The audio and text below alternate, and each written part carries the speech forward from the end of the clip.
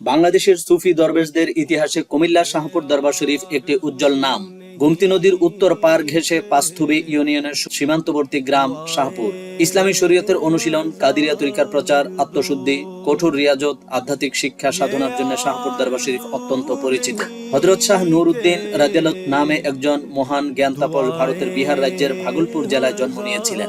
উনার পূর্বপুরুষগণ আরব অঞ্চল থেকে বিহারে হিজরত করেন। তিনি ত্রিপুরা অঞ্চলে ইসলাম প্রচার করেন। হযরত শাহ নূর উদ্দিন রাদিয়াল্লাহু তাআলা আনহু একবার বিনা অপরাধে বন্দী হয়েছিলেন। বন্দী করা অবস্থায় তার অনেক অলৌকিক কারামত প্রকাশ পায়, এজন্য তাকে বন্দিশাহ বলা হয়। এই সাধক বন্দিশাহ বর্তমান শাহপুর অঞ্চলে আসলে এলাকার নাম হয় শাহপুর। হযরত নূর উদ্দিন বন্দিশাহ রাদিয়াল্লাহু তাআলা আনহু এর আশিক ও ভক্ত মাওলানা আব্দুস সুবহান আল কাদেরী রাদিয়াল্লাহু তাআলা আনহু এখানে রিয়াজত সাধনা করতেন এবং শরীয়ত তরিকত চর্চার অন্যতম আধ্যাত্মিক কেন্দ্র শাহপুর দরবার শরীফ প্রতিষ্ঠা করেন। শাইখুল কুররা গাউসে জামান মুজাদ্দিদে জামান আলহাজ গাজী শাহ সুফি আব্দুস সুবহান আল কাদেরী রাদিয়াল্লাহু তাআলা আনহু এর জন্ম 1876 ইংরেজি। পিতার নাম হযরত সৈয়দ মীর কাসেম আলী, মাতা হযরত সৈয়দা জোহরা খাতুন, চাঁদপুর, কুমিল্লা। বাংলার জমিনে ইসলাম প্রচার ও প্রসারের উদ্দেশ্যে পিরানে পীর মাহবুবে সুবহানী সৈয়দনা হযরত বড় পীর মুহিউদ্দিন আব্দুল কাদের জিলানী রাদিয়াল্লাহু তাআলা আনহু এর শাহজাদাগণের মধ্যে 5 জন নাতি মোগল আমলে বহু পথ পরিক্রমা অতিক্রম করে ভারতবর্ষ হয়ে বাংলাদেশে আগমন করেন। তারা হলেন হযরত সৈয়দ মাকদুম রুপুস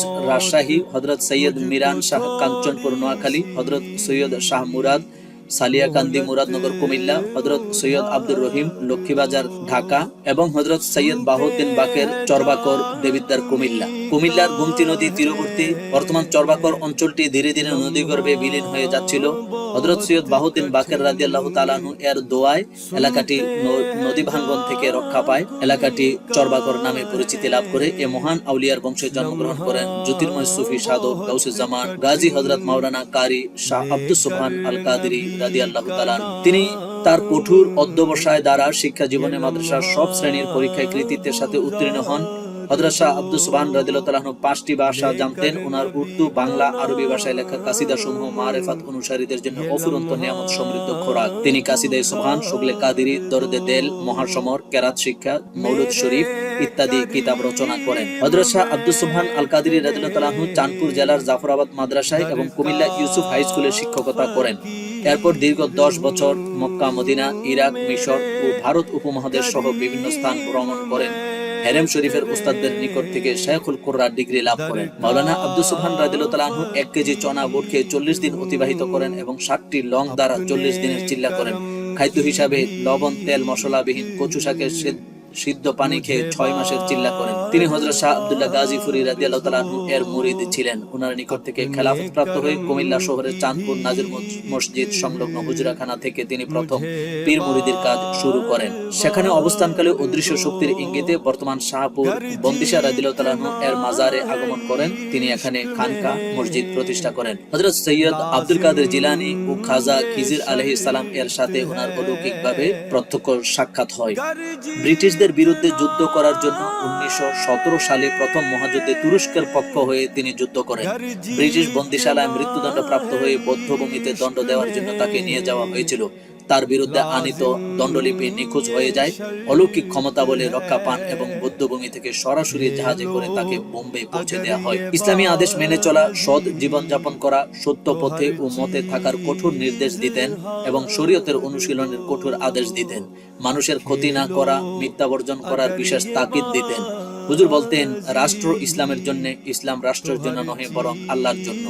তিনি অত্যন্ত দুনিয়া বিমুখ ছিলেন এবং কাজকর্মের মধ্যে জবান আল্লাহর জিকিরে মত্ত থাকার শিক্ষা দিতেন।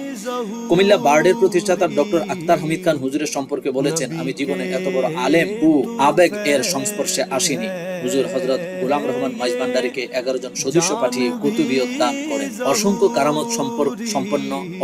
কারামত সম্পন্ন অতি উচ্চ মার্গের মহান ওলি আদর্শের বর্ণালীতে প্রজ্বলিত গাউসে জামান হযরত শাহ আব্দুস সুবহান আল কাদেরী 1955 সালের 3 মার্চ বৃহস্পতিবার রাত 9টায় পৃথিবী থেকে বিদায় নেন। ওনার 4 জন শাহজাদার মধ্যে দ্বিতীয় শাহজাদা, আন্তর্জাতিক ইসলাম প্রচারক, বহু ইসলামী গ্রন্থের প্রণেতা, মেহমানে গৌসুল আজম মুজাদ্দিদে জামান, ইরাক বসরা বিশ্ববিদ্যালয়ের প্রাক্তন অধ্যাপক, পীরে এ কামেল আলহাজ শেখ সাজদা সৈয়দ ডক্টর আহমদ পেয়ারা বাগদাদী রাদিয়াল্লাহু তাআলা আনহু ছিলেন বিশ্বব্যাপী আলোড়ন সৃষ্টিকারী ইসলামী গবেষক, সুফি সাধক এবং একজন বিস্ময়কর মনীষী। বাবা মাওলানা আব্দুস সুবহান আল কাদরি ছিলেন গৌসে পাকের বংশধর এবং মহিয়সী আম্মাজান সৈয়দা রোকায়া খাতুন ছিলেন খাজা গরিব নওয়াজের বংশধর। মাতৃ পিতৃ উভয় কুল থেকে সৈয়দ বংশীয় বাগদাদী হুজুর 1938 খ্রিস্টাব্দের 9 ডিসেম্বর শাহপুর জন্মগ্রহণ করেন। তিনি বাগদাদ শরীফ থেকে মেহমানে গৌসুল আজম ও বাগদাদী উপাধি লাভ করেন।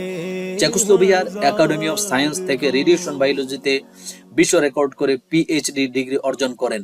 তিনি আরবি, বাংলা, ইংরেজি, উর্দু, ফার্সি, হিন্দি, জাপানি ভাষা জানতেন। তিনি ইরাকের বসরা বিশ্ববিদ্যালয়ে 1974 থেকে 1976 সাল পর্যন্ত অধ্যাপনা করেন।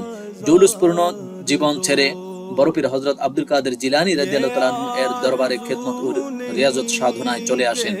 গৌসে পাকের দরবারে তাকে বাবে শেখ নামে মাকাম প্রদান করা হয়। আমেরিকার 150টি গির্জার সুপারিনটেন্ডেন্টকে 1980 সালে হার্ভার্ড ইউনিভার্সিটি থেকে 2000 বছর পূর্বে সংরক্ষিত বাইবেল সংগ্রহ করে পাদ্রীর গির্জায় গিয়ে এক ডিবেট প্রোগ্রামে তিনি প্রমাণ করলেন যে হযরত মুহাম্মদ সাল্লাল্লাহু আলাইহি সাল্লাম আখিরি নবী, শ্রেষ্ঠ নবী এবং এর ইসলাম ধর্মই আল্লাহর মনোনীত ধর্ম। 1980 সনে প্রেসিডেন্ট জিমি কার্টারের আমন্ত্রণে আধ্যাত্মিক নেতা হিসাবে তিনি আমেরিকা ভ্রমণ করেন এবং জাতিসংঘে ইসলাম ধর্মের উপর বক্তব্য রেখে ভূয়সী প্রশংসা অর্জন করেন। জাতিসংঘের ডাইরেক্টর তার বক্তব্যে সন্তুষ্ট হয়ে আল্লামা ইউসুফ আলীর একখানা কোরআন শরীফ উপহার দেন। 1988 সনে যুক্তরাজ্যের বার্মিংহামে অনুষ্ঠিত প্রথম ঈদে মিলাদুন নবী সাল্লাল্লাহু আলাইহি ওয়াসাল্লাম কনফারেন্সে তিনি আখিরি মুনাজাত পরিচালনা করেন। 1995 সনে ইরাক সরকারের আমন্ত্রণে তিনি রেফারেন্ডাম প্রোগ্রামে যোগদান করেন এবং 1998 সনে পুনরায় ইরাক সরকারের আমন্ত্রণে হিউম্যান রাইটস কনফারেন্সে যোগদান করেন। 1998 সনে তিনি আমেরিকার ওয়াশিংটন ডিসিতে প্রধান বক্তা হিসেবে নবী সাল্লাল্লাহু আলাইহি ওয়াসাল্লামের প্রেমের উপর বক্তব্য রেখে 150 জন বক্তার মধ্যে প্রথম স্থান অধিকার করে ভূয়সী প্রশংসা লাভ করেন। আমেরিকান ইসলামিক সংস্থার তিনি একজন সদস্য। তিনি সালমান রুশদির স্যাটানিক ভার্সেসের জবাবে ম্যারেজ অফ প্রফেটস কিতাব রচনা করেন। তিনি বাংলা, ইংরেজি, আরবি ভাষায় বিশ্বে আলোড়ন সৃষ্টিকারী 12টি কিতাব রচনা করেন।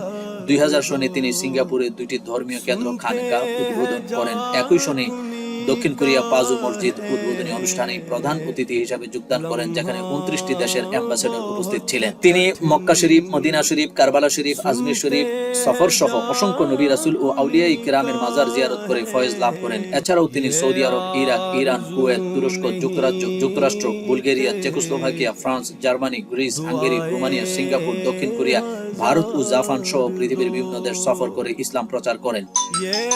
শরীয়তের কঠোর অনুসারী আল্লামা বাগদাদী হুজুর তার পিতা এবং হযরত আব্দুল কাদের জিলানী রাদিয়াল্লাহু তাআলা এর দরবারের মুতাওয়াল্লি আল্লামা সৈয়দ ইউসুফ আল জিলানী হতে খেলাফত প্রাপ্ত হন। পরবর্তী মুতাওয়াল্লি আল্লামা সৈয়দ আব্দুর রহমান আল জিলানীও তাকে খেলাফত প্রদান করেন। এছাড়াও বাগদাদ শরীফের 33 জন কুতুব ও খাদেম বাগদাদী হুজুরকে বরকতান খেলাফত দান করেন। সুন্নিয়ত রণবীর ডক্টর আহমদ পেয়ারা বাগদাদী রাদিয়াল্লাহু তাআলা আনহু বাংলাদেশ ইসলামী ফ্রন্টের প্রেসিডিয়াম মেম্বার ছিলেন। বাংলাদেশ ইসলামী ছাত্র সেনাকে খুব পছন্দ করতেন। তিনি দেশ বিদেশে 1.5 শতাধিক খানকা প্রতিষ্ঠা করেছেন। ইন্তেকালের পূর্বে তার একমাত্র শাহজাদা শেখ সৈয়দ গোলাম মোহাম্মদ আব্দুল কাদের কাউকাব আল কাদরি মাদ্দাজিল্লাহুল আলী তার স্থলাভিষিক্ত হবেন মর্মে খেলাফত প্রতিষ্ঠা করে গেছেন। তিনি জীবনের প্রতিটি ক্ষেত্রে, কথায়, কাজে, পদক্ষেপে আল্লাহর হাবিব হুজুর নূর সাল্লাল্লাহু আলাইহি সাল্লামের শান ও আদবের প্রতি অত্যন্ত সচেতন থাকতেন। তিনি 27 ফেব্রুয়ারি 2005, 17 মুহররম 1426 হিজরি, 15 ফাল্গুন সোমবার শাহ আব্দুল্লাহ কাদরি রাদিয়াল্লাহু তাআলা আনহু এর মাজার জিয়ারত করে দুরূদ শরীফ পড়তে পড়তে সন্ধ্যা 6:11 ইন্তেকাল করেন। ইন্তেকালের পরও মক্কা শরীফে তাওয়াফরত অবস্থায় এবং মাহফিলে ওয়াজরত অবস্থায়, বিভিন্ন মাজার জিয়ারতরত অবস্থায় সশরীরে তাকে অনেকে দেখেছেন, তার সাথে কথাও বলেছেন। मुझको थोड़ी सी